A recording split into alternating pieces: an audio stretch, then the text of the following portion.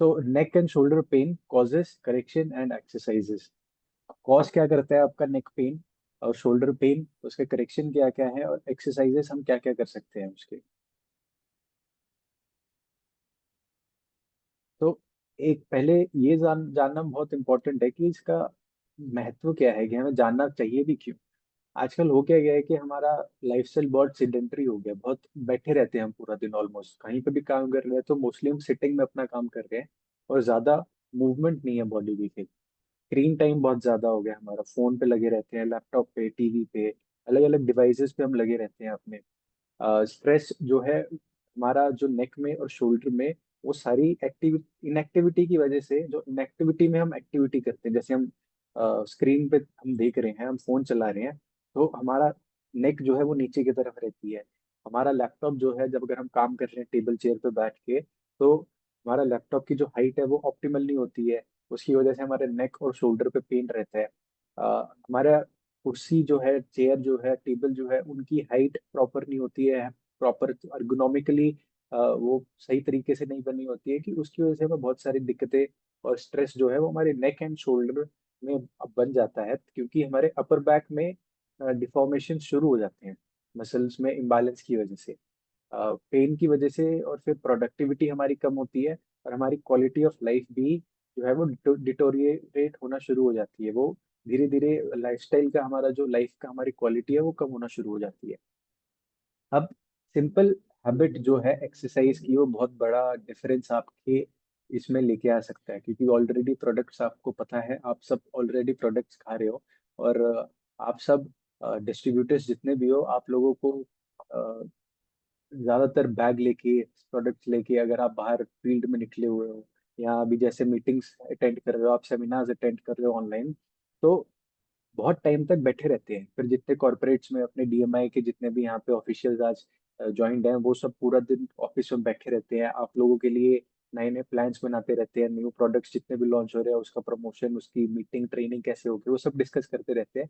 तो हमारा आदत इतनी खराब हो गई है कि हम एक्सरसाइज के लिए, अपनी बॉडी के लिए ही कुछ टाइम नहीं निकाल पा रहे।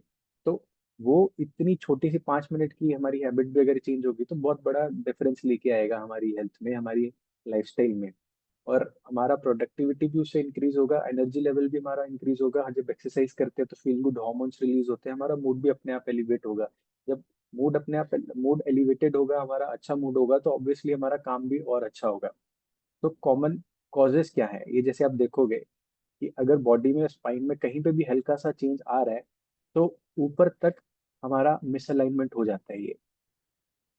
अब होता क्या है कि जब भी हम सिटिंग पूरा दिन बैठे रहते हैं, तो हमारा शोल्डर राउंडेड हो जाते हैं, स्लाउचिंग पोस्चर आ जाता है।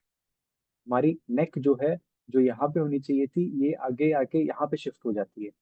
होता क्या है इससे, ये जो यहाँ ऊपर में जो मसल्स है ये टाइट हो जाती है, फिर ये जो यहाँ चेस्ट की तरफ जो मसल्स है ये टाइट हो जाती है। हमारे जो पीछे बैक की मसल्स होती हैं ये इलोंगेट होके पूरा बैक वीक हो जाता है हमारा। और फिर हमारे बैक बैक पे भी जितना वो कर्व होना चाहिए वो भी ज्यादा एग्जैजरेट हो जाता है, उसकी वजह से लोअर बैक में भी पेन आना शुरू हो जाता है। तो पुअर पोस्चर, ये एक ऐसा प्रॉब्लम है जिससे आपको 100 प्रॉब्लम्स आएंगी। तो अगर आपने इस चीज के एक चीज का ध्यान रख लिया तो आप कितनी चीजों से बच सकते हो। प्रोलॉन्ग सिटिंग, ज्यादा देर तक बैठे रहना, जैसे अभी हमने डिस्कस किया कि आजकल हमारा काम ही ऐसा हो गया है कि हमें ज्यादा देर तक बैठे रहना पड़ता है। वर्क सेटअप प्रॉपर नहीं है, प्रॉपर अर्गोनॉमिकली डिजाइन चेयर्स नहीं है, टेबल्स नहीं है, प्रॉपर दिस हाइट पे चीजें होनी चाहिए, वो नहीं है। स्ट्रेस उससे मसल्स में बिल्डअप होना शुरू हो जाता है। मसल इम्बैलेंस और वीकनेस, इम्प्रॉपर लिफ्टिंग और कैरिंग हैवी लोड्स। अगर जैसे आप अगर एक साइड वाला बैग लेके अगर आप ज्यादा टाइम तक चल रहे हो, प्रोडक्ट्स वगैरह लेके फील्ड में जब आप जाते जाते हो, तो इम्प्रॉपर वेट लोड आता है, तो उससे मसल्स में भी जो कुछ टाइम में क्या होता है कि मसल्स अडेप्ट कर लेती है, इम्बैलेंस जनरेट हो जाता है, एक तरफ थोड़ा ज्यादा होगा, एक तरफ थोड़ा कम हो जाएगा, और लैक ऑफ मूवमेंट। तो ये सारे रीजंस हैं, बहुत कॉमन रीजंस हैं जिस वजह से ये सब शुरू होता है।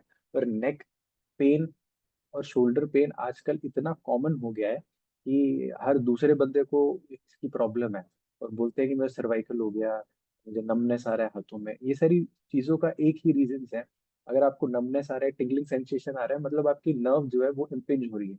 नर्व इम्पिंज कब होगी? जब वो यहाँ पे आपकी जितनी भी बोन्स हैं, जितने भी आपके जॉइंट्स हैं, उसके बीच में जो गैप होता है जहाँ से नर्व्स पास होती है, वो अगर गिर जाए, कोलैप्स हो जाए, जॉइंट में, जॉइंट के स्ट्रक्चर में चेंजेस आ जाए, तो नर्व आपकी इम्पिंज होना शुरू हो जाएगी। या फिर कोई मसल है जिसके अराउंड नर्व पास हो रही है, वो ज्यादा टाइट हो गई है, वो टाइटनेस की वजह से वो मसल को इरिटेट कर सकती है, जिसकी वजह से वो प्रॉब्लम आ सकती है। उसकी हाथों में पूरे झंझनाहट हो रही है, दर्द रेडिएट कर रहा है, एक जगह से लेके हाथ के उंगलियों तक जा रहा है, या प्रॉपर उंगलियों में मूवमेंट नहीं आ पा रही। तो ये सब का रीजन, अब मसल जॉइंट में जो चेंज आ रहा है, वो जॉइंट में चेंज कैसे आएगा? जॉइंट के बाहर जितने भी मसल्स है, उसका काम है उसको स्टेबलाइज करके रखना है। जब मसल्स में चेंज आएगा तो धीरे धीरे करके जॉइंट में भी चेंजेस आने शुरू हो जाएंगे। और एक बार जॉइंट में चेंज आया तो आपका रेंज ऑफ मोशन कम हो जाएगा, आपका प्रॉपर जो बायोमैकेनिक्स होता है मूवमेंट का वो खराब हो जाएगा, और उसकी वजह से आपको बहुत सारी प्रॉब्लम्स आनी शुरू हो जाएगी। बॉडी में जितने भी पैटर्न्स हैं वो सब आपके चेंज होने शुरू हो जाएंगे मूवमेंट के, और धीरे धीरे करके आपके बोन्स में घिसावट शुरू हो जाएगी, जिसकी वजह से बोन के छोटे छोटे टुकड़े होने शुरू हो जाएंगे, और इसी को ओस्टियोआर्थराइटिस भी हम बोल देते हैं। वरना मसल इम्बैलेंस की वजह से भी आपको बहुत सारी प्रॉब्लम्स आ सकती हैं। एक साइड वीक हो सकती है आपकी, अ, चलने का तरीका आपका खराब हो सकता है, देख के भी अच्छा नहीं लगेगा, कॉन्फिडेंस लो हो जाता है लोगों का। स्ट्रेस और टेंशन भी एक बहुत बड़ा रीजन है। होता क्या है कि हम बोलते हैं कि मैनिफेस्टेशन की, अब जो हम सोचते हैं वो होता है।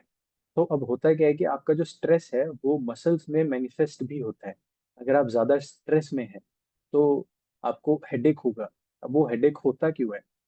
अब जो यहाँ पे आपके सर्वाइकल रीजन में, जो जब आपका हेड और स्पाइन जहाँ कनेक्ट होती है, वहाँ पे छोटी छोटी मसल्स होती हैं, सब ऑक्सीपिटल मसल्स बोलते हैं उसको, 4 मसल्स होती हैं, बहुत छोटी मसल्स होती हैं।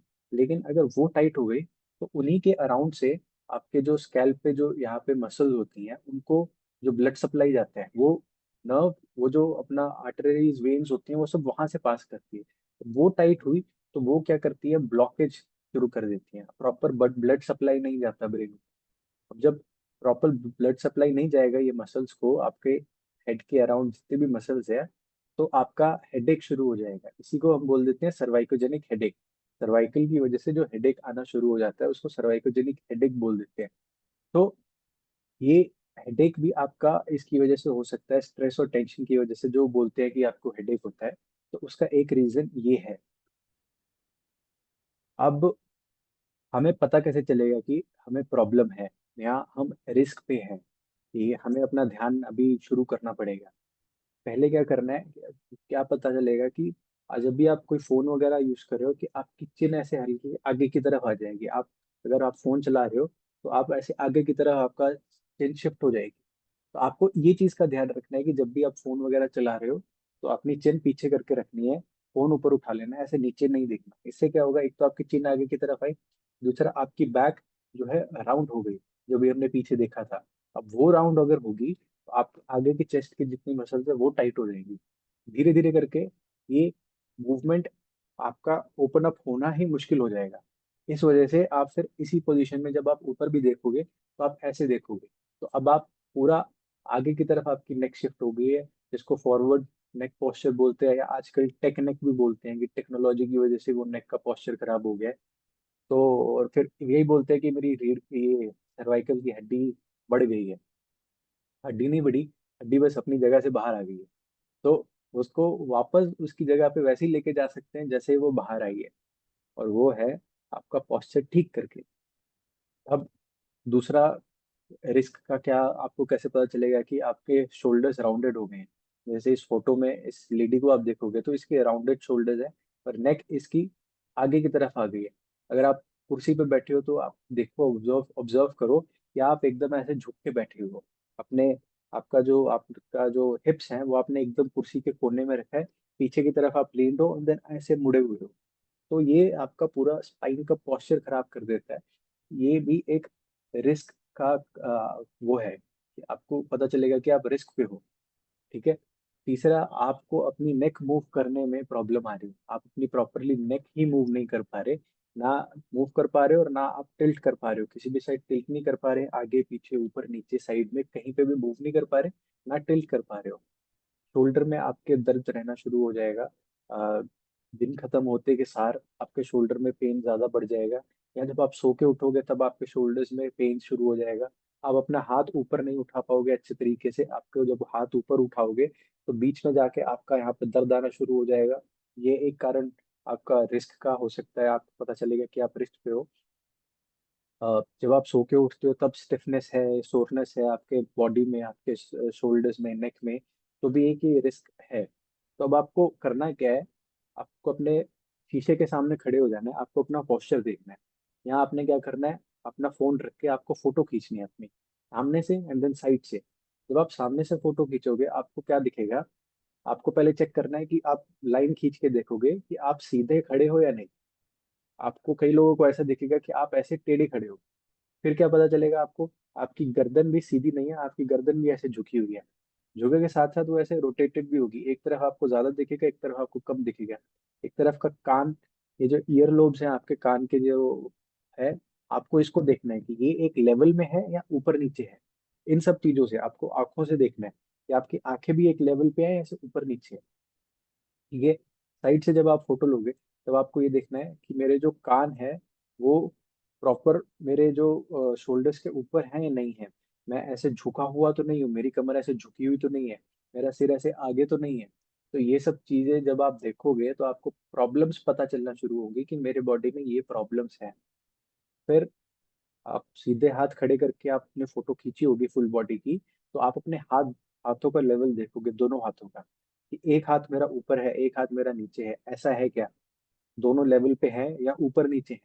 तो इससे आपको पता चलेगा कि हाँ, सिर्फ आगे पीछे नहीं, साइड टू साइड भी मेरी बॉडी में कॉम्प्रोमाइजेस शुरू हो चुकी है, मेरी स्पाइन में प्रॉब्लम्स आनी शुरू हो चुकी है, जिस वजह से नेक में पेन एंड मेरे शोल्डर में पेन हो सकता है।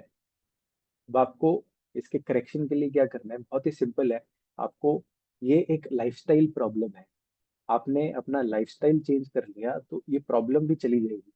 रिएक्शन में आपको ऑलरेडी पता है आजकल जितने भी प्रॉब्लम्स हम फेस कर रहे हैं, medical problems, most of the cases, 90% of the cases हमारे मेडिकल जो प्रॉब्लम्स आ रही हैं वो हमारे लाइफस्टाइल डिजीजेस हैं, आप लोगों को पता ही है। उसी तरीके से ये भी लाइफस्टाइल डिजीज है, लाइफस्टाइल प्रॉब्लम है, हमारी बनाई हुई प्रॉब्लम है, कोई ऐसी अ, प्रकृति में कोई प्रॉब्लम नहीं है ऐसी। ठीक है। तो अब लाइफस्टाइल हमें कैसे चेंज करना है, जब आप बैठे हैं आपने ध्यान रखना है कि आपका पैर जो है वो ग्राउंड पे टच हो रहा है। आपके आपके जो थाई है, थाई और पैर के बीच में ऐसे 90 डिग्री का एंगल बनना चाहिए, 90 डिग्री का। फिर आपका एंकल जो है, एंकल में भी ऐसे ज्यादा नीचे नहीं होना चाहिए, ऐसे लटका नहीं हुआ होना चाहिए, वरना आपके पैर के पीछे से दर्द होगा। वो भी ऐसे सीधा होना चाहिए। ठीक है। फिर आपका जो हिप है वो एकदम कुर्सी के पीछे लगा होना चाहिए। जैसे इसमें आप देखोगे, इसमें ये बंदा आगे होके बैठा हुआ है, तो ऑटोमेटिकली ये अपनी बैक हंच करना शुरू कर देगा। फिर आपकी बैक प्रॉपर सपोर्टेड होनी चाहिए। आजकल कुशन्स आते हैं बैक सपोर्ट के, उसमें ऐसे प्रॉपर आपकी बैक की स्पाइन के अकॉर्डिंगली उसमें ऐसे कर्व्स बने होते हैं। जैसे इसमें एकदम फ्लैट है, कुशन है बट एकदम फ्लैट है, तो वो उतना अच्छे से आपके लंबर को सपोर्ट नहीं कर पाएगा। इसमें क्या है, लंबर सपोर्ट है। लंबर सपोर्ट होना भी बहुत इंपॉर्टेंट है, क्योंकि अगर हमने वो वीडियो मैंने पीछे दिखाई थी आपको, नीचे प्रॉब्लम आएगी तो ऑटोमेटिकली ऊपर भी आना शुरू हो जाएगा। क्योंकि हमारी बॉडी एक चेन मैकेनिक्स पे काम करती है, नीचे कहीं भी प्रॉब्लम आए ऊपर तक जाएगा, ऊपर कहीं भी आए तो धीरे धीरे वो नीचे आना भी शुरू हो जाएगा। तो हमें नीचे से लेके ऊपर तक पूरा ध्यान एक एक यूनिट में उसको ध्यान रखते हैं, हम उसको आइसोलेट करके नहीं देख सकते। तो बैक सपोर्ट, उसके बाद आपके शोल्डर्स जो है वो पीछे की तरफ होने चाहिए, आपकी जो चेस्ट है वो बाहर की तरफ निकली होनी चाहिए। आपका जो, अगर आप स्क्रीन पे काम कर रहे हो तो आपका जो डेस्क है उसका हाइट इतना ऊपर होना चाहिए कि आपका स्क्रीन जो है आपकी आंखों के लेवल पे हो। ठीक है। फिर अगर आप कुर्सी यूज कर रहे हो तो उसमें आर्मरेस्ट जो है वो आपके प्रॉपर लेवल पे होना चाहिए। जब आप आर्म अपनी फोल्ड करते हो तो जहाँ पे आपकी कोनी ऑटोमेटिकली आती है वहां पे आर्म सपोर्ट भी होना चाहिए। ये सब चीजों का आप ध्यान रख सकते हो, वरना आप किसी पेशेंट से मिलते हो जिसको ये सब प्रॉब्लम्स है, आपको ये सब चीजें पता होनी चाहिए ताकि आप उसको डायग्नोज कर पाओ कि हाँ, ये प्रॉब्लम तेरे लाइफस्टाइल में आ रही है, उस वजह से ये प्रॉब्लम आपके बॉडी में मैनिफेस्ट हो रही है, तो ये चीजें चेंज करो। और धीरे धीरे आपकी प्रॉब्लम अपने आप ठीक होना शुरू हो जाएगी जब आप एक्सरसाइज और साथ में सप्लीमेंटेशन प्रॉपर लोगे। अगर लैपटॉप स्टैंड है आपके पास, तो आपके पास अगर स्टैंडिंग टेबल है आप वो यूज करो। हर 30-40 मिनट में छोटी छोटी ब्रेक शुरू लेना शुरू कर दो, क्योंकि मोशन ही लोशन है। ये एक नया टर्म मैंने कॉइन किया है, मोशन इज लोशन। तो जैसे बाइक में जितने मूविंग पार्ट्स होते हैं उसमें आप ग्रीस वगैरह लगाते हो ना, ताकि प्रॉपर फ्रिक्शन ना आए ज्यादा, ऑटोमेटिकली बिना स्मूथली चलता रहे। वैसे हमारी बॉडी को स्मूथली चलने के लिए मोशन चाहिए, मोशन इज लोशन। मोशन गया तो लोशन गया। और फिर कट कट की आवाजें आपकी बॉडी में आनी शुरू हो जाएंगी हर जगह से, कभी घुटनों से आएगी, कभी कमर से आएगी, कभी कंधे से आएगी। और फिर आप बोलोगे कि भाई मेरी तो उम्र हो गई, अब मैं कुछ नहीं कर सकता। लेकिन ऐसा नहीं है। ऐसे ऐसे केसेस भी है, अर्थराइटिस वाले 80-80 साल की लेडीज भी, जिन्होंने एक्सरसाइजेस शुरू की और अब वो प्रोफेशनली वेट लिफ्टिंग करते हैं। तो डिमोटिवेट होने वाली कोई बात नहीं है। एज जो है, age is just a number, ये सब बोलते तो है, लेकिन इस केस में ये सही में एप्लीकेबल भी है। आप किसी भी मूवमेंट पे कहीं से भी शुरू कर सकते हो, और फिर धीरे धीरे धीरे धीरे आप इम्प्रूव करते जाओगे। आपकी बॉडी का रेंज ऑफ मूवमेंट इंक्रीज होगा, आपकी बॉडी में स्ट्रेंथ इंक्रीज होगी, आपका बैलेंस इंक्रीज होगा, जो 60 के बाद जाके बहुत ही खराब हो जाता है लोगों का। गिरने की वजह से इतनी चोटें लगती है कि मेजरली 60 के बाद जितनी भी इंजरीज लोगों में होती है, that is because of falling. और फॉलिंग होता है क्योंकि बैलेंस नहीं कर पाते वो अपने आप को। तो वो भी आपका ठीक होगा। ठीक है। अ, फिर स्ट्रेच तो आपकी बढ़ेगी, आपका पोस्चर ठीक रहेगा, आपका जितनी भी कोई भी मूवमेंट, आपकी एजिलिटी अच्छी रहेगी। ठीक है। बोन बोन डेंसिटी आपकी इंक्रीज होगी। तो ये सब चीजें आ सकती हैं सिर्फ एक चीज करने से। दिन में 15 से 20 मिनट आप निकाल के एक्सरसाइज कर लो। बहुत बेसिक है ये, बहुत बेसिक एकदम। जैसे सेल पे हम जाते हैं ना कि बॉडी सेल की बनी है, तो अगर मूवमेंट पे लेके जाना है तो 10-15 मिनट तो आपको निकालना पड़ेगा, कुछ भी आपको मूवमेंट करनी है उसके लिए। अ, खड़े भी हुए हैं तो आपने क्या ध्यान रखना है कि आपने स्लाउच नहीं करना, झुके हुए नहीं खड़े रहना, सीधे खड़े रहना है। जब भी आपको याद आए कि हाँ कि मैं झुका हुआ हूँ, तो आप कॉन्शियसली सीधे हो जाओ। तो आपको क्या होगा, ये आपको आप अपने ब्रेन को ट्रेन कर रहे हो, ट्रेनिंग योर ब्रेन। आप नए पैटर्न्स डेवलप कर रहे हो कि हाँ कॉन्शियसली मैं सीधा हो रहा हूँ। आप थोड़ी देर बाद वापस झुक जाओगे, लेकिन होगा क्या, आप बार बार कॉन्शियसली करोगे तो धीरे धीरे वो पैटर्न बनना शुरू हो जाएगा। Patterns are very important for us. ठीक है। अगर आप खड़े भी हो तो एक चीज का और ध्यान रखना है कि आपने कभी भी एक पैर पे खड़े नहीं होना। आपको वेट अपने दोनों पैर पे डाल के खड़ा होना है। अगर आपको एक पैर पे डाल के खड़ा होना भी है तो आप मेक श्योर करो कि आप एक ही पैर यूज ना करो। मेजरली होता क्या है, हम most of the people are right side dominant. हम राइट साइड अपनी ज्यादा यूज करते हैं, तो हम राइट साइड वाले पैर पे सारा वजन डाल के दूसरे पैर को स्टैंड की तरह यूज करके खड़े हो जाते हैं। अगर आपको वैसे खड़ा होना भी है तो आप ध्यान रखो कि आप दोनों साइड यूज करो, ताकि एटलीस्ट जो इम्बैलेंस है दोनों साइड तो आए।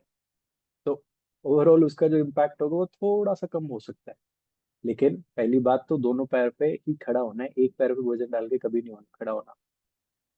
अब कुछ सिंपल एक्सरसाइजेज हैं आपकी नेक और शोल्डर की जितने पेन हैं उसके अराउंड, जितनी मसल्स में प्रॉब्लम आ जाती है वो मसल्स को हमें मोबिलाइज कराना, स्ट्रेच कराना, एक्सरसाइज स्ट्रेंथन कराना, वो बहुत इंपॉर्टेंट है। तो पहले तो स्केलिंग मसल जो है वो हमारे पूरे यहाँ नेक में, जब आप ऐसे करते हो तो ये जो मसल्स टाइट होती है इसको स्केलिंग्स मसल बोलते हैं। ये भी बहुत टाइट हो जाती है यूजुअली। तो आपको क्या करना है, आपको अपना हाथ रखना है, दूसरी साइड पे देखना है, ऐसे ट्विस्ट करोगे तो आपको ऑलरेडी स्ट्रेच हल्का सा फील होना शुरू हो जाएगा। ज्यादा स्ट्रेच फील नहीं होगा आपको। अगर बहुत ज्यादा स्ट्रेच फील हो रहा है तो मतलब आपके बहुत ज्यादा स्केलिंग्स मसल टाइट है। इसको होल्ड करके रखना है 20 सेकंड के लिए, और आप इसको 2 या 3 बार करोगे तो वो मसल ऑलरेडी हल्की सी रिलैक्स होना शुरू हो जाएगी। फिर आपको दूसरी साइड भी करना है। फिर क्या आती है, हमारी स्टर्नोक्लीडोमास्टोइड मसल होती है, जो हमारे ऐसे कान के पीछे शुरू होती है और आके यहाँ पे हमारे जुड़ती है। तो ये जो ऐसे बगल में ऐसे मोटी सी मसल आती है ये है। अब इसका काम क्या है, जब हम फोन वगैरह यूज करते हो तो हमारी गर्दन आगे की तरफ हो जाती है, तो ये मसल उस मूवमेंट में हल्का सा हेल्प करती है और ये भी टाइट हो जाती है। तो इसको स्ट्रेच करना ये भी बहुत इंपॉर्टेंट है। आपको जैसे यहाँ पे दिखा रहा है, हाथ रख के ऐसे अपनी गर्दन टिल्ट करके आपको स्ट्रेच फील होगा, उसको 20 सेकंड से 30 सेकंड के लिए होल्ड करके रखना है। 2 से 3 बार करना है। ठीक है।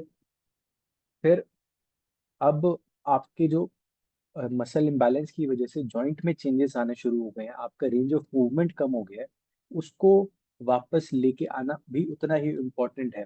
तो पहले अगर आप अपनी गर्दन भी मूव कर रहे हो तो आपकी ऑलमोस्ट आधी स्पाइन तक उसका रोटेशन जाता है। अगर आप ऐसे भी मूव कर रहे हो तो आपकी आधी स्पाइन तक उसका असर जाता है, ठीक है, रोटेशन जाता है। तो अगर वहां पे आपकी स्पाइन स्टक हो गई है, चिपक गई है, मूव नहीं कर पा रही, तो ऊपर मूवमेंट भी कम हो जाएगी, आप पूरा मोड़ नहीं पाओगे, यहाँ जाकर रुक जाओगे। तो उसके लिए आपको ऐसे साइड में लेट के अपना हाथ ऐसे आगे करना है, एंड देन पीछे की तरफ आपको लेके जाना है। इसको हम बोलते हैं ओपन बुक, खुली खुली किताब। आपको किताब की तरह अपनी बॉडी को खोलना है। और इस मूवमेंट में क्या होगा कि जो ग्रेविटी है वो आपको असिस्ट करेगी, और वो आपको नीचे की तरफ आपकी बॉडी को खींचेगी, तो आपको वो करना थोड़ा आसान हो जाएगा। स्टार्टिंग में क्या होगा, कई लोगों का जिनका पोस्चर बहुत खराब है, वो अपना हाथ पीछे की तरफ लगा भी नहीं पाएंगे। तो हमारा एम यही होगा कि हमारे हाथ जो है वो हमें ग्राउंड तक टच करना है, कंधे तक पीछे टच करना है। लेकिन इसमें एक चीज का ध्यान रखना है कि आपकी जो हिप्स है वो पीछे की तरफ रोल नहीं होगी। हिप आपकी वहीं रहेगी, वो मूव नहीं करेगी। अगर आपके साथ और कोई आपकी हेल्प करने को है तो आप हिप पे एंड नी पे आप उनको बोल सकते हैं पकड़ने के लिए, ताकि आपकी हिप एंड नी में मूवमेंट ना हो, सिर्फ आपकी स्पाइन में मूवमेंट हो, क्योंकि हमें स्पाइन को मूव कराना है। ठीक है। फिर कैट एंड काउ, ये भी आपकी स्पाइन के लिए है, पहले भी मैंने ये बताया हुआ है। बहुत इजी, बहुत कॉमन एंड बहुत इफेक्टिव एक्सरसाइज है। So cat and cow, open book. उसके बाद हम वापस आते हैं ट्रेपीजियस स्ट्रेच। ये जो हमारी ऊपर, ये जो हमें ऐसे बड़ी सी मसल दिखती है यहाँ बैक साइड में, ये भी जो टाइट हो जाती है, इसकी वजह से भी बहुत प्रॉब्लम आती है। हम ऐसे मोस्टली अपना कंधा ऐसे सरक करके शुरू कर देते हैं। कई लोग जो बाइक वगैरह ज्यादा चलाते होंगे, उन्होंने नोटिस किया होगा कि बाइक चलाते चलाते धीरे धीरे उनका कंधा ऊपर आ जाता है। फिर कुछ टाइम बाद उनको याद आता है, तो फिर वो नीचे गिरते हैं। 4-5 मिनट बाद क्या होगा, वो ध्यान देंगे तो वापस उनका कंधा ऊपर रहेगा।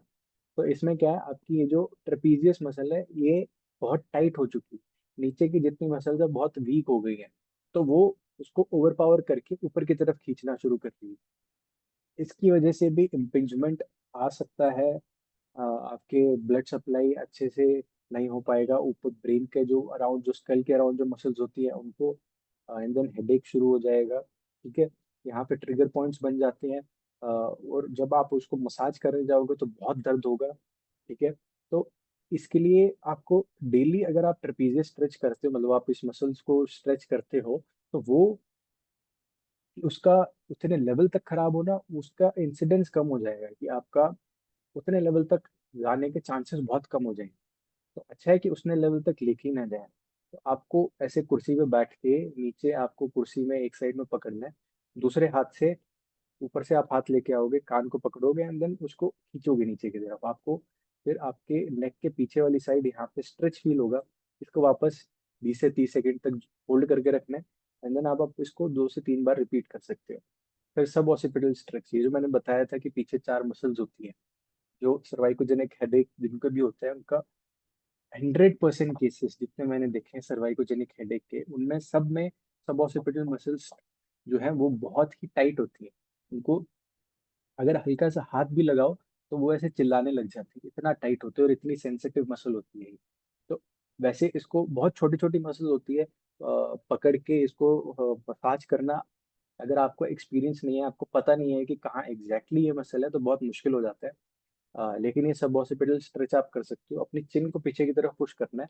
फिर आपको क्या करना है, ये अपने हेड को एक सर्कल की तरफ मारना है। नीचे से आप पीछे पुश करोगे, और पीछे से आप अपने हेड के ऊपर की तरफ से आप आगे की तरफ पुश करोगे। तो इस मसल का काम क्या है, ऐसे ऊपर की तरफ हेड को मूव करने में ये मदद करती है। तो अब इसको हमें ऑपोजिट इसकी मूवमेंट करानी है, हम इसको नीचे की तरफ लेके आ रहे हैं फोर्सफुली, तो वो मसल स्ट्रेच होना शुरू हो जाएगी। तो वो उससे थोड़ा लूजन अप होंगी, और ब्लड सप्लाई भी उससे इंक्रीज होगा। सर्वाइकोजेनिक अगर आपको हेडेक वगैरह होता रहता है गर्दन की दर्द की वजह से, तो वो भी आपका कम होगा। अब जितनी मसल्स टाइट थी उनको हमने स्ट्रेच कर दिया, लेकिन जब तक जो मसल वीक है उसको आप स्ट्रेंथन नहीं करोगे, उसको आप और ताकत नहीं लेके आओगे, तब तक आपका ये बार बार आता रहेगा। अब हमें क्या है, मिड बैक और लोअर बैक की मसल्स को टारगेट करना है। लोअर बैक की मसल्स को आप बिना इक्विपमेंट टारगेट करना थोड़ा सा मुश्किल हो जाता है, लेकिन मिड बैक को आप बहुत इजीली टारगेट कर सकते हो, क्योंकि रोटेटर कफ मसल्स हमारी इसमें आती है, रोम्बॉइड्स आती है। तो इनका काम स्टेबिलिटी का भी होता है, शोल्डर में स्टेबिलिटी प्रोवाइड करना। तो अ, वो हम इनसे करा सकते हैं। अब क्या करना है, आपने उल्टा लेट जाना है, अपने मुंह के बल लेटना है। ठीक है, ऐसे वाई की तरह बना लेना है। मुंह के ऊपर ना आपको टॉवल फोल्ड करके रख लेना, ताकि आपका मुंह दर्द ना हो, नीचे ना लगे। आपने ऐसे गर्दन साइड में करके नहीं लेटना, मुंह आपका सीधा ही रहेगा। ठीक है, फिर आपने हाथों को ऐसे थम्स अप करना है, एंड देन ऊपर की तरफ उठाना है वाई फॉर्म में। ठीक है, आपको 15 से 20 सेकंड तक होल्ड करना है। शुरू में हो सकता है 15 सेकंड भी होल्ड ना कर पाओ आप, लेकिन आपने ट्राई करना है। 15 से 20 सेकंड होल्ड करना है। और 3 से 4 बार आप कर सकते हैं। अगर उतना नहीं हो पा रहा आपसे, तो आप 3-4 सेकंड के लिए होल्ड करो, एंड 10 से 15 बार आप करो, एंड देन इसके 3 सेट्स आप कर सकते हो। जब ये आपको लगे कि अगर आप ये कर पा रहे हो आसानी से, तो आप कुछ भी वेट पकड़ सकते हो हाथ में। ऐसे हम सब ही रखना है। आप कोई बॉटल पकड़ सकते हो पानी डाल के, ताकि हल्का सा वेट हो पाए। या अगर आपके पास डंबल्स है, आप वो ले सकते हो। अगर आपके पास रेजिस्टेंस बैंड्स हैं, तो आप हाथों में डाल के उसको ऐसे वाइट करके ऊपर की तरफ लेके जा सकते हो, तब भी उसमें बहुत ज्यादा स्ट्रेस आएगा, और वो मसल स्ट्रेंथन होगी धीरे धीरे करके। वो उसके बाद स्टैंडिंग डब्ल्यूज, ये आपके रोम्बॉइड्स को बेसिकली टारगेट करता है, जो आपके स्कैपुला को पीछे की तरफ खींचेगा। जो हमें ये मूवमेंट करते हैं ना, जब हम चेस्ट आउट करते हैं, हमारा शोल्डर पीछे की तरफ जाता है, तो जो कमर के बीच में एकदम जो हमें मसल फील होती है, उस मसल को ये टारगेट करेगा। आपने क्या करना है, दीवार के साथ खड़ा होना है। इसमें ध्यान रखने वाली ये 3-4 बातें हैं, ये मैं आपको बता रहा हूँ। पहली बात, आपका जो हील है ये दीवार के साथ टच रहेगी। ठीक है, दूसरा, आपकी हिप्स जो है ये दीवार के साथ टच रहेंगी। ठीक है, 2 बातों का ध्यान हो गया। तीसरी बात, आपके कंधे ये दीवार के साथ टच रहेंगे, नंबर 3। ठीक है, नंबर 4 और लास्ट क्या है, आपका जो हेड है, सिर है आपका जो, ये भी दीवार के साथ टच होगा। आपकी पूरी बॉडी दीवार के साथ टच रहेगी। ये 4 चीजें बहुत इंपॉर्टेंट है। उसके बाद आप अपने हाथ ऐसे साइड की तरफ लेके आओगे, जैसे इस फोटो में ये लेडी लेके आई है। उसके बाद दीवार के साथ आपके हाथ लगे रहेंगे, एंड आप इसको ऊपर की तरफ लेके जाओगे, एंड देन नीचे लेके आओगे। लेकिन जब आप हाथ ऊपर और नीचे लेके आ रहे हो, तो प्रॉपर आपके दीवार के साथ हाथ लगा रहेगा, चिपका रहेगा।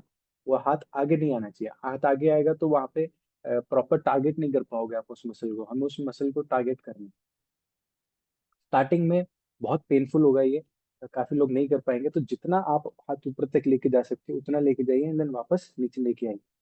धीरे धीरे रेंज ऑफ मोशन इसकी आपको इंक्रीज करना है। ठीक है, उसके बाद अगर आपके पास रेजिस्टेंस बैंड है तो वेल एंड गुड, नहीं है तो मैं बोलूंगा आप ऑर्डर कर लो एक रेजिस्टेंस बैंड का सेट। अगर आप जिम में जाके एक्सरसाइज नहीं कर सकते, तो एक रेजिस्टेंस बैंड आपके घर पे एक सेट तो होना ही चाहिए। तो आप इसको किसी भी खंबे के अराउंड, पिलर के अराउंड घर पे, या किसी पेड़ के अराउंड, या किसी कुंडे में आप फंसा के, आपको क्या करना है, आपको इसको पकड़ना है। हाथ आपका सीधा रहेगा, एंड देन आप इसको पीछे की तरफ खींचोगे। आपका टारगेट ये रहेगा कि आपकी जो कोहनी है, ये जो कोहनी है, आपको इसको अपने हिप पे लगाना है। हाँ, ऐसे ऊपर की तरफ नहीं जाएगा। अपने ट्रैप्स का हेल्प नहीं लेना आपने, सिर्फ अपनी मिड बैक और लोअर बैक का हेल्प लेना है। इसमें आपका लैट्स जो है ये टारगेट होंगे। ठीक है, तो आपको एकदम से पीछे की तरफ लेके आना है, चेस्ट आउट रखनी है। ठीक है, और आपको अपनी कोनी को ट्राई करना है, अपने हिप्स के साथ टच करना है, तभी वो प्रॉपर उस मसल को इंगेज कर पाएगा। हमें ट्रेन करना है मसल को, रिक्रूट करना है मसल को, लेकिन हमें सही मसल को रिक्रूट करना है। क्योंकि जब आपके पैटर्न्स बॉडी के मूवमेंट के खराब हो गए हैं, तो बॉडी आपकी उन मसल्स को रिक्रूट करती है उस मूवमेंट में, जिस मूवमेंट में उस मसल का काम नहीं होता। तो प्रॉपर रिक्रूटमेंट और retraining of that muscle is very important, और उसका ध्यान रखना बहुत जरूरी है। ये उस तरीके से जैसे बच्चा नया नया चलना सीखता है ना, तो उसको नहीं पता कि कौन सा मसल क्या करती है, वो गिरता है, बार बार पड़ता है। और उसी तरीके से अभी आपका ब्रेन भूल चुका है कि किस मसल का क्या काम है। जो काम जिस मसल का है, वो काम वो किसी और मसल से करा रहा है, या किसी उसी मसल के किसी दूसरे फाइबर से करा रहा है। तो उसको वापस रीट्रेन करना ये बहुत इंपॉर्टेंट है। आप वापस चलना सीख रहे हो, प्रॉब्लम्स आएंगी, आपको पूरा ध्यान लगा के इसी में आपको करना पड़ेगा। अगर आप प्रॉपर कंसंट्रेट नहीं कर पाओगे तो मसल प्रॉपर रिक्रूट करने में आपको प्रॉब्लम आ सकती है, ठीक है। तो ये बहुत सिंपल 7-8 एक्सरसाइजेस थी जो आप रोज कर सकते हो आपके हेड एंड नेक के पेन की वजह से, पेन के लिए। और अब सेल्फ केयर टिप्स पे आ रहे हैं। अब क्या है कि आपको एक तो हाइड्रेट रहना बहुत इंपॉर्टेंट है। मसल्स में डिहाइड्रेशन की वजह से भी टाइटनेस आना शुरू हो जाती है। अब अगर आपकी मसल डिहाइड्रेट है तो एक सूखी लकड़ी की तरह है। आपने देखा है जब भी आप पेड़ से कोई भी लकड़ी तोड़ते हो, गीली होती है वो, तो उसको तोड़ना कितना मुश्किल होता है। आप उसको मोड़ते हो लेकिन वो टूटती नहीं है। लेकिन अगर आप कोई सूखी लकड़ी उठा रहे हो, उसने उसको आपने हल्का सा भी मोड़ा, वो कड़क करके टूट जाएगी। और यही होता है जब आपकी मसल डिहाइड्रेट होती है, आप कोई भी मूवमेंट करते हो और वो चटक करके टूट जाती है, मसल टीयर्स हो जाते हैं, स्पाज्म आ जाते हैं, और कई प्रॉब्लम्स हो जाती हैं। तो उससे बचने के लिए हाइड्रेट होना बहुत इंपॉर्टेंट है। पानी का इंटेक आपका बहुत इंपॉर्टेंट है, ठीक है। आपको अगर स्टिफनेस है, इन्फ्लेमेशन है, अगर स्वेलिंग है, कोई तुरंत चोट लग गई है और स्वेलिंग आ गई है, तो आप आइस लगा सकते हो उस पे, ताकि वो स्वेलिंग कम हो और थोड़ी मूवमेंट वापस आ सके। अगर स्टिफनेस है, आपका अकड़ गया है कुछ पार्ट में, या जैसे रात को सोए थे, सुबह उठे तो गर्दन अकड़ गई है मेरी, तो आप हीटिंग के थ्रू, मतलब हीट पैक के थ्रू, सिकाई के थ्रू आप स्टिफनेस रिड्यूस कर सकते हो। अब जब भी चोट लगती है, स्वेलिंग आती है, तो बर्फ लगाने को हम उस पर बोलते हैं ताकि स्वेलिंग कम हो जाए।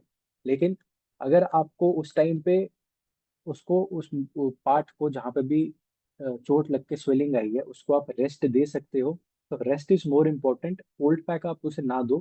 कूलिंग से क्या देखा गया है कि वो आपकी रिकवरी को डिले करता है। तो रिकवरी हमें डिले नहीं करनी, हमें स्वेलिंग जब है वहाँ पे, मतलब आपका रीजनरेशन चल रहा है, वहाँ पे आपके मेटाबॉलिक एक्टिविटीज चल रही है, तो हमें उसे डिस्टर्ब नहीं करना। रिकवरी का प्रोसेस चालू हो चुका है। अगर आपको उस टाइम पे उस जॉइंट का, और जैसे अगर आपका एंकल ट्विस्ट हो गया, आपका पैर सूज गया, लेकिन आपको अभी कहीं जाना है, अगर आपको बहुत इंपॉर्टेंट है वहां जाना, तब आप आइस लगा सकते हो, तो स्वेलिंग कम होगी, फिर आप जा सकते हो बैंडेज वगैरह लगा के, ताकि आपका पैर जो है वो वापस मुड़ना के चांसेस कम हो सके, ठीक है। लेकिन अगर स्वेलिंग आ रही है तो कोल्ड पैक आप अगर रेस्ट कर सकते हो, रेस्ट करो कोल्ड पैक लगाने से अच्छा, ठीक है। हल्की हल्की जेंटल मसाज आप खुद कर सकते हो। अगर जहाँ पे भी आपको लगे कि टाइटनेस है, मेरी ये मसल बहुत टाइट है, आप खुद से मसाज कर सकते हो, या किसी और को बोल सकते हो कि आपके हल्के हल्के मसाज करे। बहुत लाइट हैंड से करना है, ज्यादा जोर नहीं लगाना। अगर आप ज्यादा इंटेंसली करोगे तो बाद में सोरनेस होने का बहुत चांस है, 4-5 दिन तक आपके फिर दर्द बढ़ सकता है। अगर दर्द बढ़ गया तो भी आपको डरने की जरूरत नहीं है, नॉर्मल है, हो जाता है। आपको सिर्फ हॉट पैक करना है, सिकाई करना है, उससे भी आपको रिलीफ मिलेगा, ठीक है। डीप ब्रीदिंग, ये भी इतना इम्पोर्टेंट है, आपको पता ही है। अगर आपकी बॉडी में प्रॉपर ऑक्सीजन नहीं होगी तो भी बहुत प्रॉब्लम होता है। और डीप ब्रीदिंग से एक तो स्ट्रेस भी कम होता है, टेंशन भी कम होगी, तो उसकी वजह से भी मसल्स में जो टेंशन बिल्डअप हो रही है, जो मैनिफेस्ट हो रही है टेंशन और स्ट्रेस मसल्स में, वो भी कम होगा। आपको भारी सामान उठाते हुए ध्यान रखना है कि आप एक साइड पे ही, अगर आप बैग यूज कर रहे हो तो एक साइड पे ही नहीं उठाते रहे, थोड़ी थोड़ी देर में आप चेंज करते रहो। या तो उससे अच्छा आप बैकपैक यूज कर लो, ताकि दोनों तरफ से आप उसको प्रॉपर, आपका वेट जो है आपकी बॉडी पे ट्रांसफर हो। अब अगर आपके शोल्डर और नेक में पेन है और ठीक नहीं हो रहा, 2 हफ्ते हो गए, 3 हफ्ते हो गए, तो आपको हेल्प लेने की जरूरत है। लेकिन क्या क्या इंडिकेशंस है जब आपको पता चलता है कि आपको हेल्प लेनी है, अभी अभी मुझे हेल्प लेने की जरूरत पड़ेगी? पहला, 2-3 हफ्ते से ज्यादा हो गए, पेन जा नहीं रहा, ठीक है। या तो एकदम शार्प, बहुत तेज दर्द है, एकदम ऐसे लग रहा है कि जैसे बिजली का झटका लग रहा है, या एकदम ऐसे एक जगह से लेके, जैसे मेरे कंधे में है तो कंधे से लेके मेरे हाथ तक जा रहा है दर्द, ठीक है। तो आपको हेल्प लेने की जरूरत है, डॉक्टर को दिखाने की जरूरत है। अगर आपके हाथ में झंझनाहट आ रही है, तो वीकनेस आ रहा है, नंबनेस आ रहा है, सुन पड़ गया हाथ, तो उस टाइम पे भी आपको हेल्प लेने की जरूरत है, ठीक है। अच्छा है कि आप एक डॉक्टर को दिखा ले और उनकी हेल्प ले, सेल्फ डायग्नोसिस से अच्छा है, ठीक है। अगर सोते हुए या डेली एक्टिविटीज में आपको करने में कोई भी प्रॉब्लम आ रही है, तब भी आप, हम एडवाइस करते हैं कि आप एक डॉक्टर को दिखा के हेल्प ले सकें। अब, प्लीज में सिग्नल अ डीपर इशू। अब ये सारी प्रॉब्लम जितनी भी हैं ये एक डीपर इशू भी सिग्नल कर सकती है, जो कि फिजियोथेरेपिस्ट या कोई डॉक्टर अच्छे से पहचान सके, जो कि काइनेजियोलॉजिस्ट हो गए और मूवमेंट एक्सपर्ट जितने भी हो गए, उन सबको ये सारी चीजें ज्यादा अच्छे से पता चलती हैं। तो अगर प्रॉब्लम्स कम होने के बजाय बढ़े जा रही है, तो इससे अच्छा है कि आप एक डॉक्टर को कंसल्ट कर ले। और पुणे क्लिनिक में हम आपके लिए ही बैठे हुए हैं। तो ये सारी चीजें आपको ध्यान रखने का इम्पोर्टेंट है। अब बात आती है प्रोडक्ट्स की, कि कौन कौन से प्रोडक्ट्स लेने हैं। आप लोगों को ऑलरेडी पता है कि क्या क्या प्रोडक्ट्स मसल्स पे काम करेंगे, जैसे अश्वगंधा है, पैनिक्स है, स्टेमिना पे कॉर्डिसेप है, स्पेरुलिना है, आपका ब्लड फ्लो, आपके ब्लड इंक्रीज करने में बहुत हेल्प करता है। एंड देन बोन्स के लिए हेल्दी बोन्स, अस्थि समारका, ये सब आप ले सकते हैं। एंड स्पेशली स्टिफनेस के लिए, अगर क्रॉनिक पेन है उसके लिए, महानारायण ऑयल एंड पोटली है क्लिनिक में हमारे पास, वो आप मंगा सकते हैं। यहाँ पे पुणे से आपको पार्सल करेंगे। अ, तो उसमें आप मसाज एंड बाद में सिकाई, और इस दोनों का पोटली में भी हर्ब्स बंदी हुई है, जो कि आपके स्टिफनेस रिड्यूस करने में, स्वेलिंग रिड्यूस करने में, जॉइंट इन्फ्लेमेशन रिड्यूस करने में, अर्थराइटिस वगैरह में भी बहुत अच्छा काम करती हैं। तो वो आप यूज कर सकते हैं। अब खत्म करने से पहले कुछ चीजें जो हमें, वापस एक बार पॉइंटर हम बना लेते हैं कि क्या क्या हमें यहाँ से लेके क्या जाना है, आप लोगों को इस मीटिंग से क्या सीखने को मिला और क्या चीजें आपको लेके जानी है। पॉस्चर मैटर्स, कैसे आप बैठे हो, कैसे आप खड़े हो, कैसे आप मूव कर रहे हो, हर चीज आपकी हेल्थ को इफेक्ट कर रही है। And good posture is the next posture. मैं यही बोलता हूँ कि good posture is the next posture and motion is lotion. आपका जो भी अच्छा पॉस्चर है वो आपका अगला पॉस्चर है, ये वाला नहीं है। आपको कंटिन्यूअसली मूव करते रहना है, छोटे छोटा आप मूवमेंट, माइक्रो मूवमेंट्स आप करते रहो अपनी बॉडी में बैठे बैठे।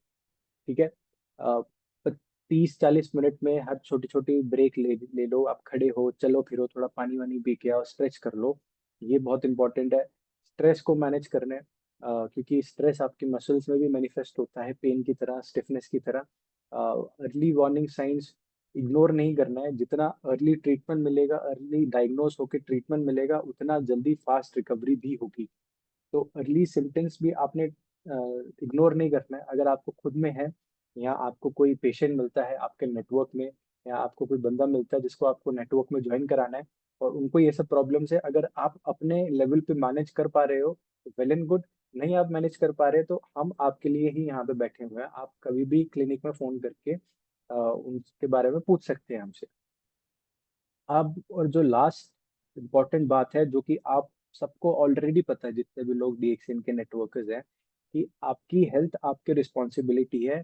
Invest in it daily. रोज आपको अपनी बॉडी में इन्वेस्टमेंट डालना पड़ेगा। आपको आरजीजीएल खाना पड़ेगा, आपको स्पेरुलिना खाना पड़ेगा, आपको कॉर्डिसेप खाना पड़ेगा, आपको चाय कॉफी पीनी पड़ेगी। उसी तरीके से आपको एक्सरसाइज करनी पड़ेगी, आपको स्ट्रेचेस करने पड़ेंगे। ये नहीं करेंगे तो आपकी बॉडी मूव नहीं करेगी, बॉडी आपकी मूव नहीं करेगी तो आपका नेटवर्क मूव नहीं करेगा, आपका नेटवर्क मूव नहीं करेगा तो आपका बिजनेस मूव नहीं करेगा। तो सबसे पहले आपको अपने अंदर चेंज लाना पड़ेगा, ताकि आप दूसरों को चेंज के बारे में दिखा सको और उनको बता सको, और वो आप पे विश्वास कर सके, आपका नेटवर्क ज्वाइन करे, और धीरे धीरे आपका लेवल भी बढ़ना शुरू होगा। ये 3000 पर्सनल पीवी कुछ नहीं है, आप तब 10,000 पर्सनल पीवी भी कर पाओगे। ठीक है। आपकी बॉडी बहुत हार्डवर्क करती है आपके लिए। आप इतना बाहर जाके फील्ड में काम करते हो, इतना आप नेटवर्किंग में काम करते हो, तो आपको अपनी बॉडी के ध्यान रखना भी बहुत इंपॉर्टेंट है। कई लोगों ने बाइक्स वगैरह कार्स खरीदी होंगी कि हम कहीं दूसरे स्टेट में जाके मार्केटिंग करेंगे, हम इधर जाएंगे उधर जाएंगे, हम प्रोडक्ट डिस्ट्रीब्यूट करके आएंगे, लोगों को होम डिलीवरी देंगे। तो आप उस गाड़ी की कितनी सर्विस करते हो, कितना ध्यान रखते हो। लेकिन आपकी ये जो बॉडी है और ये जो माइंड है, तो ये सब ऑर्गेनाइज कर रहा है, जो ये सब करवा रहा है आपसे, उसका सर्विस आप कब करोगे। आ तो रहे हो, तेल अच्छा जा रहा है, लेकिन कभी कभार कुछ पार्ट्स में रिप्लेसमेंट की भी जरूरत होती है, कभी कभार ग्रीस लगाने की भी जरूरत होती है, कभी कभी इंजन ऑयल भी चेंज कराना पड़ता है। तो वो सब बहुत इंपॉर्टेंट है। आपको अपनी बॉडी का ध्यान रखना पड़ेगा, तभी आपकी बॉडी आपका ध्यान रखेगी। ठीक है। ये क्लिनिक की हमारे डिटेल्स है, phone number, Instagram and Facebook, और एड्रेस भी है। अगर आप महाराष्ट्र में हो, पुणे में हो, तो आप यहाँ पे आके भी कंसल्टेशंस ले सकते हो। एवरी वेंसडे कंसल्टेशंस फ्री होती हैं, सुबह 10 बजे से लेके शाम 4 बजे तक। वरना एवरी मंडे टू सैटरडे हम लोग यहीं अवेलेबल होते हैं आपको, आप फोन करके अपॉइंटमेंट लेके आप कंसल्ट कर सकते हो हमें किसी भी प्रॉब्लम के रिलेटेड, अपनी या अपने जानने में किसी के भी।